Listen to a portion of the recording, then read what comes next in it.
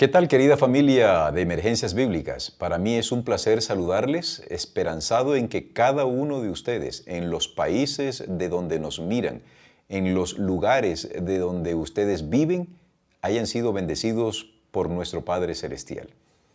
Personalmente me siento muy agradecido a Dios porque hemos sido bendecidos en primer lugar con la salud.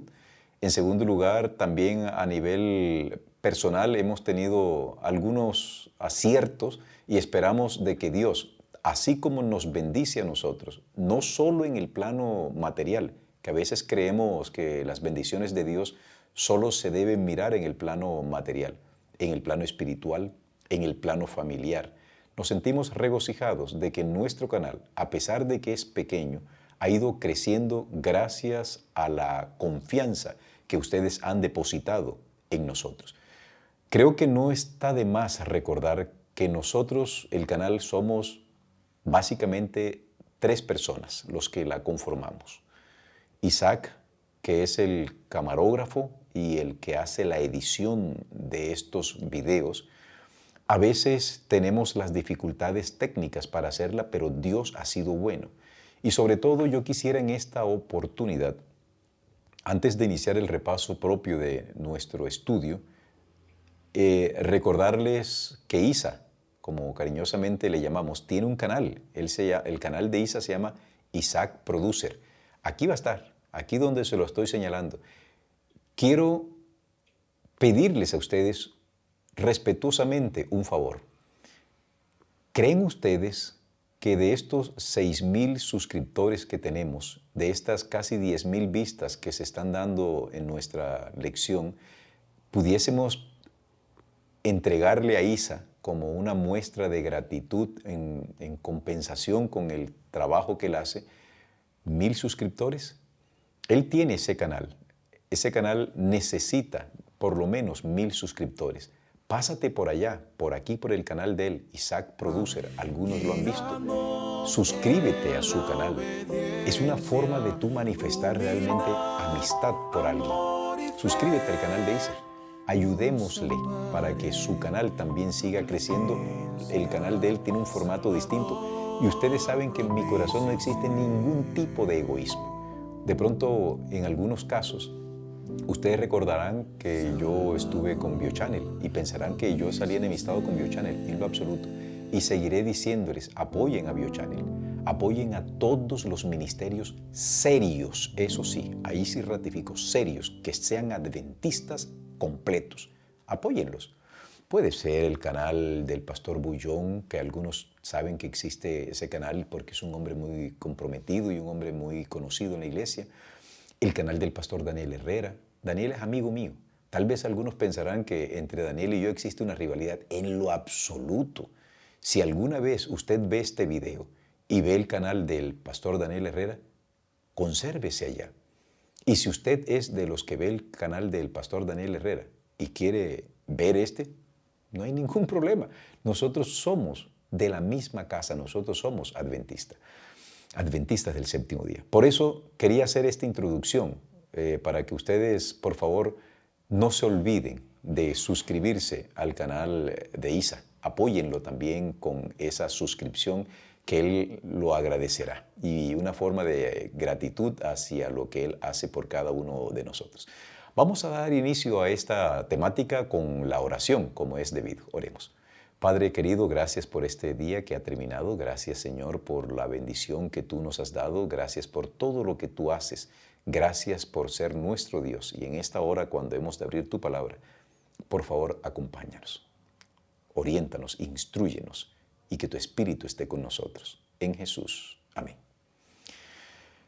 Cuando uno observa los noticieros, o cuando uno lee la prensa o entras a Google y Internet, te habrás dado cuenta, ¿verdad?, que hay guerras por todas partes.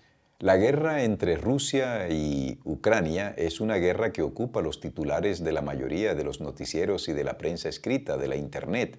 Esa guerra es una guerra que va para largo, y cuánta sangre se habrá derramado allí.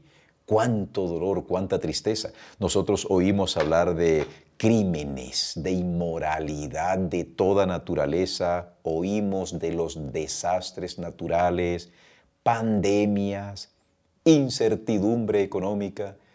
El mundo está pendiente de que de pronto se dé una recesión económica como una especie de rebote de lo que fue la pandemia del COVID. ¿Qué decir de la corrupción política? Y podemos seguir argumentando y decir muchas cosas más. Y aunque ese cuadro es bastante desalentador, el título de nuestra lección para esta semana es ¿Cómo administrarse en tiempos difíciles? Es decir, ¿qué debemos hacer nosotros para administrarnos en estos tiempos tan complicados sin olvidar que tenemos que pagar deudas? Sin olvidar que tenemos hijos que criar, hijos que educar, casas que sostener, trabajos a los que asistir, transporte complicado. Es difícil vivir en este tiempo, pero la Biblia es un libro que nos da consejos y nos muestra principios que si los aplicamos correctamente nos pueden ayudar no a resolver todos los problemas, pero sí a enfrentarlos con optimismo y con ánimo. ¿Por qué? Porque Dios está con nosotros. Antes de avanzar y además de decirte que te suscribas al canal, dale like a ese dedito arriba, quiero aprovechar para saludar de manera especial a una hermana, la hermana Susana Caroca. No sé de qué país nos escribe la hermana Susana, pero ella me hizo un comentario tan positivo, me hizo un comentario tan profesional, ella me corrigió. Y en ese escrito que ella me mandó, me dice que, pastor, le sugiero que en vez de decir dar el diezmo, diga devolver. Ella me dice, yo sé que usted tiene el concepto y públicamente quiero agradecerle a la hermana Susana por esa amable corrección de la que también fui objeto. Hay una hermana que también me ayuda mucho en eso, que es Elizabeth Ospino.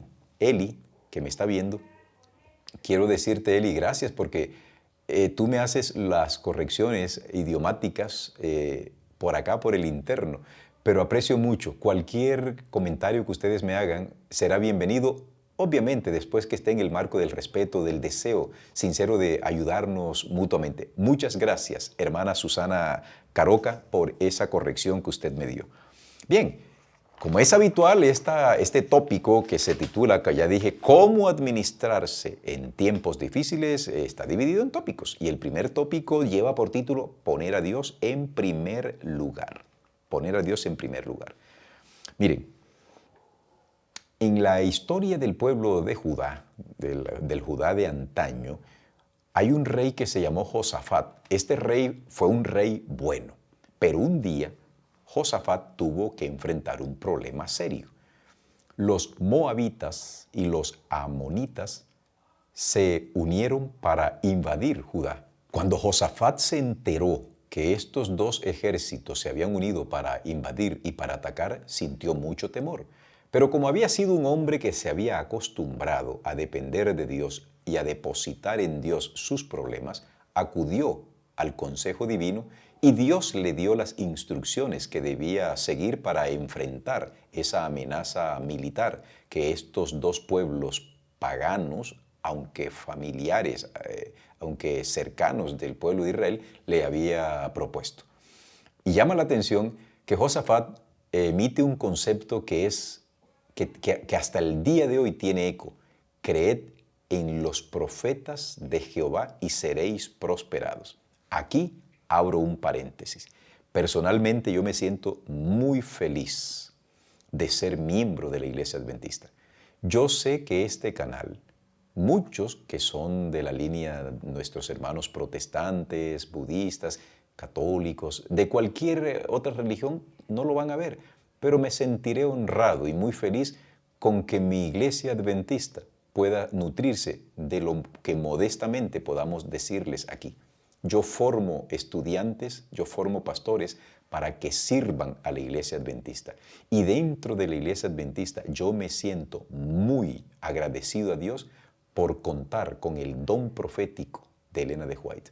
No de ella como mujer, como tal, sino del don profético que Dios manifestó en ella. Los adventistas del séptimo día hacemos bien si nosotros le prestamos atención a la revelación de la Biblia y de lo que para nosotros significa la inspiración de los escritos de Elena de White. Cierro el paréntesis y continuamos con la historia de Josafat. Cuando Josafat recibe la instrucción, entonces encontramos que él se la transmite a su pueblo, se la transmite a su ejército. Dios le dice, quedaos, estad quieto y ved la salvación de Dios. Y lo que llama la atención es que el ejército de Josafat se prepara para la guerra, efectivamente. No iban a quedarse con los brazos cruzados. Ellos tenían algo que hacer. Confío en Dios, pero yo tengo que salir adelante. Y llama la atención que la forma como ellos van a enfrentar esta amenaza bélica es cantando. Y se ponen a cantar. Y después que cantan, hermano mío, usted lee el relato y dice que los amonitas y los moabitas se fueron uno contra el otro y no quedó nadie vivo allí. ¿Por qué? Porque confiaron en Dios y Dios actúa de unas maneras tan extrañas. ¿Qué hicieron? Cantar. Es una extraña manera de enfrentar tremendo problema, ¿verdad? Pero me acuerdo de un himno, de una estrofa, de un coro antiguo que yo cantaba cuando niño que dice, fácil es cantar cuando reina la paz.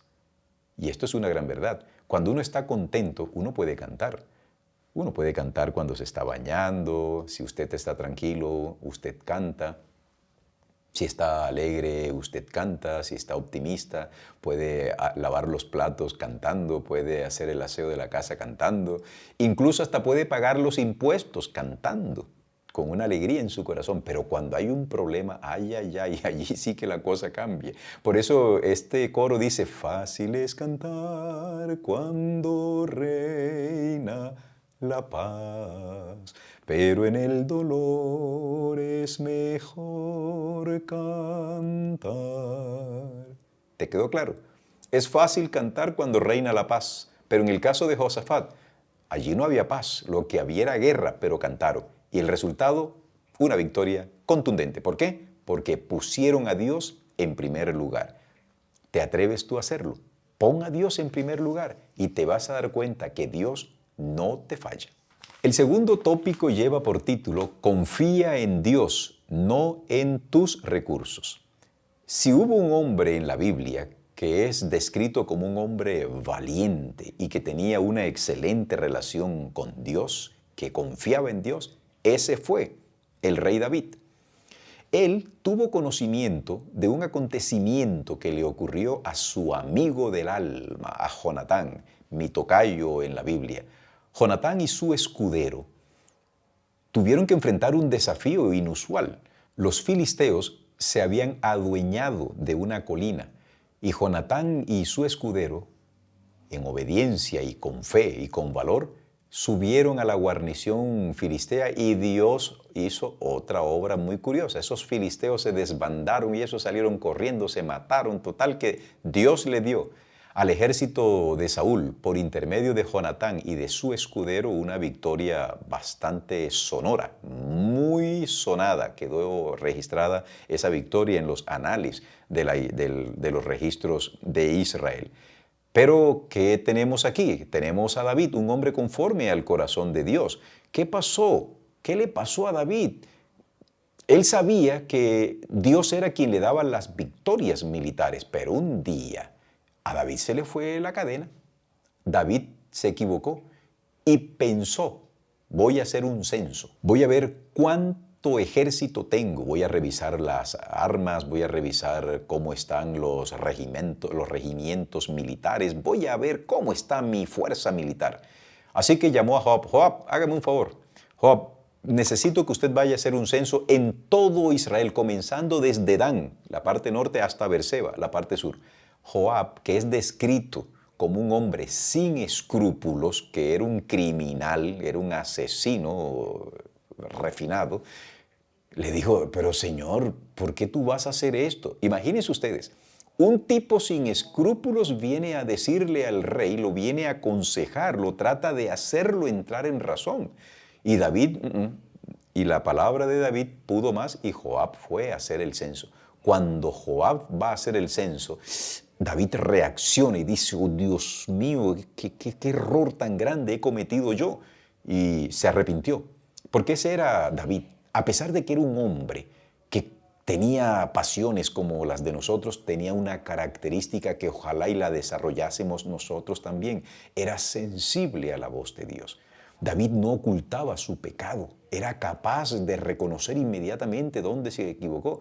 Y aunque el pecado Dios se lo perdonaba, las consecuencias del pecado venían. Y David enfrentó las consecuencias porque a él le dio Dios tres opciones. Le dio Dios, mira, como con esto has hecho pecar al pueblo de Dios y has hecho pecar a los enemigos, me has hecho quedar mal, te propongo tres cosas. 3 meses de hambre, 3 meses huyendo de tus enemigos o yo te castigo. Dice David, bueno, estoy en un gran aprieto porque las tres, ninguna de las dos me sirve, ninguna de las tres me sirve, pero yo conozco a Dios. Caigamos en manos de Dios, porque Él tiene misericordia de nosotros. Y así fue. David confió en Dios. Hoy nosotros sabemos que aunque Dios a veces no elimine las consecuencias de nuestros errores, siempre habrá una oportunidad que Dios nos da para salir adelante de nuestro propio error, porque Dios es bueno y nos da la fuerza y la ayuda para continuar adelante. Hoy nosotros también debemos hacer lo mismo, queridos. No confiemos en nuestras cuentas bancarias.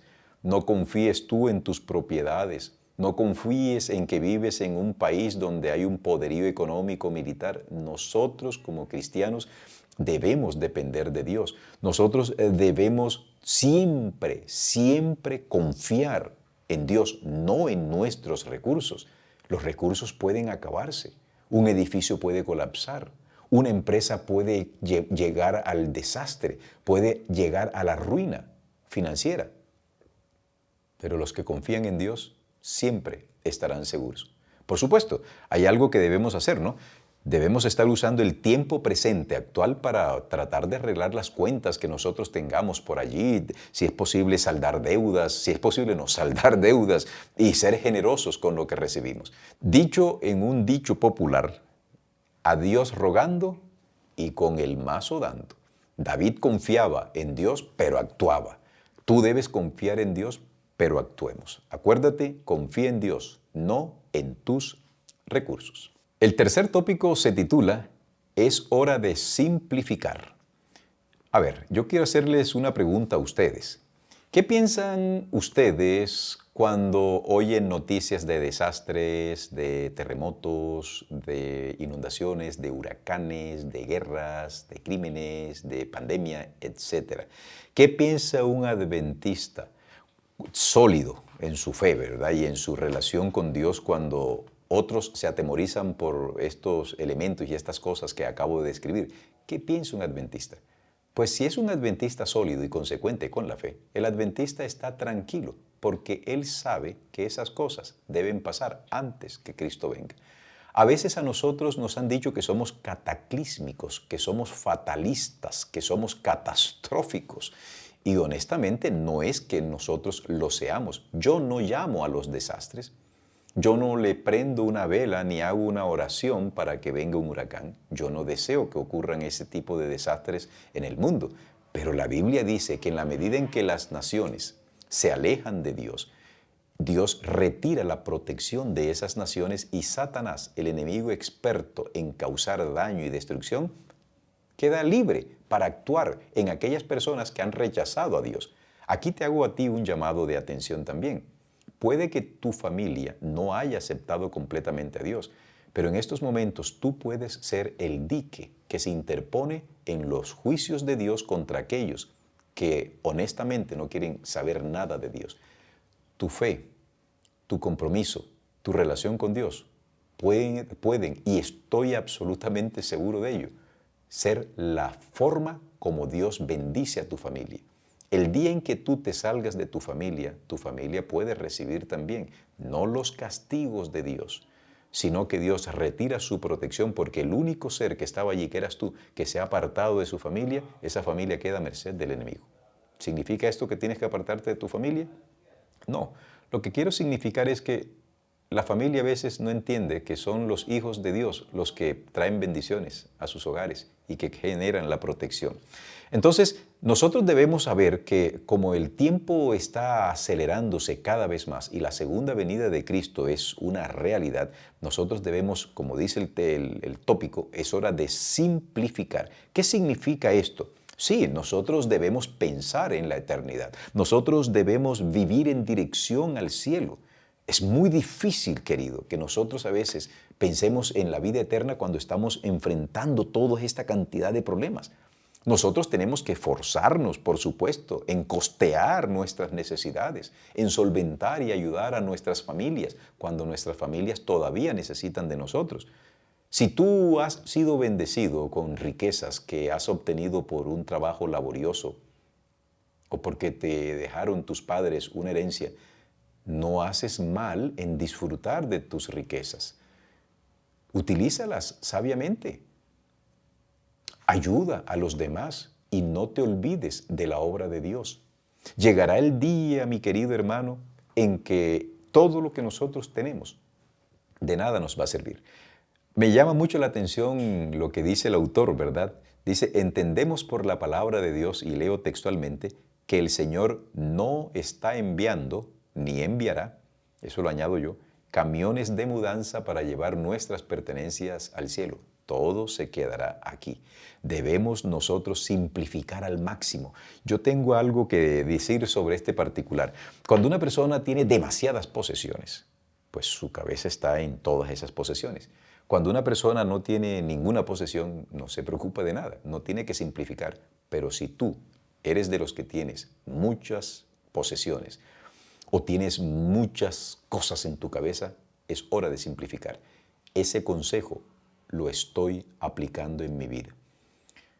Un paréntesis. Algunos nos han pedido que por qué no subimos más materiales, más contenidos, más videos durante la semana. Incluso por aquí anoté, me han pedido que desarrolle el estudio diario de la Biblia, lo que hace unos meses estaba desarrollando Cristian. Yo debo decirles, hermanos, que debo pensarlo, porque debo simplificar. No puedo abarcar tanto. Honestamente, el trabajo en la universidad es suficiente y meterme en un problema más de esto de responsabilidad hay que pensarlo. Pero aprecio mucho el hecho de que nos estén pidiendo este tipo de materiales. Dios proveerá, pero llegó la hora de simplificar. Es hora de prepararnos cada vez más para el segundo advenimiento de Jesús. El cuarto tópico lleva como título prioridades, prioridades. Y efectivamente en las parábolas que nosotros encontramos en el texto bíblico, las enseñanzas de Jesús, cuando nosotros nos encontramos con las historias de esos célebres personajes bíblicos, nos encontramos con que en ellos, en las enseñanzas, en las parábolas y en lo que esos hombres de fe o mujeres de fe vivieron, allí no hay compromisos a medias con Cristo. No, Señor, ni allá ni ahora. O usted y yo estamos totalmente del lado de Dios o no estamos del lado de Dios. ¿Alguna vez tú has estado sirviendo a dos señores?